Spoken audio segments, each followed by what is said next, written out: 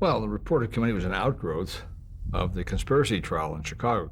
First it was Conspiracy 8, then it was Conspiracy 7. It involved all the people who were allegedly involved in the 1968, quote, riots, unquote, demonstrations in Chicago at the Democratic National Convention. As a matter of fact, their involvement was really very marginal, but especially in the case of Bobby Seale, the only black American involved in this whole thing, who was arrested.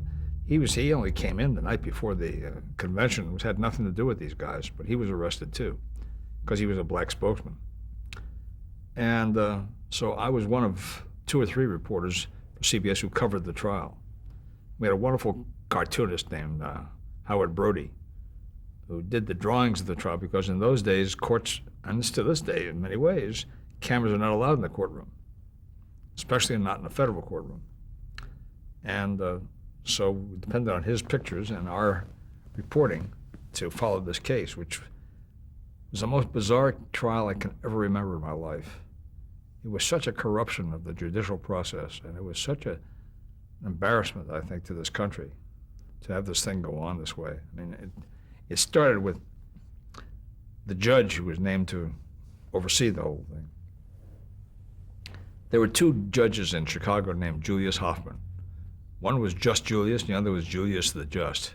This was Just Julius, an ordinary little hack politician who was named to the bench by some Democrats years before.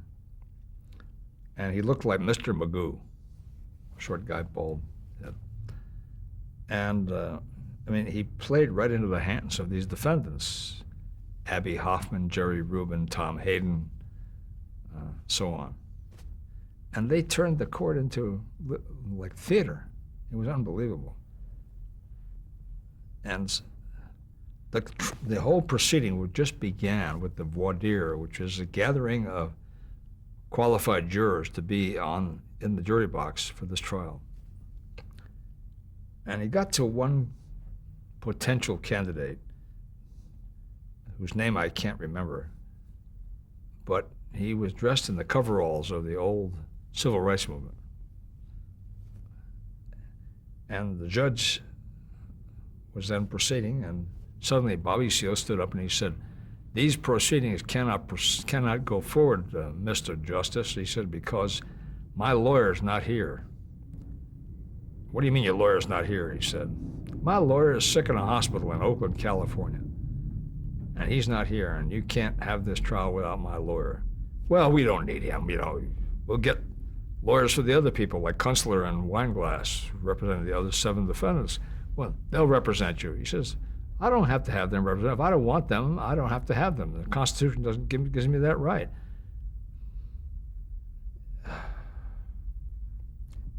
He said, "Well, I'll proceed. I'll represent you." "You can't do that either." And he insisted he could. So they get to one of the jurors, number 163, I think it was, and this black guy dressed in these coveralls. And Hoffman says, "Do you have any reason why you shouldn't take part in these hearings?" And this man says, "Well, Your Honor," he said, "my wife works for the prosecutor, Mr. Foreign." And Hoffman says, "As a domestic?" He says, "No, Your Honor, she's his legal secretary." And the prosecutor says, "And yes, Your Honor, a damn good one." I turned to Lucas and I said, "This trial's over before it began." I said, "This will be thrown out just on prejudicial statements by the judge." This is actually what happened in the end. That's what really ended the case. But the case dragged on for months.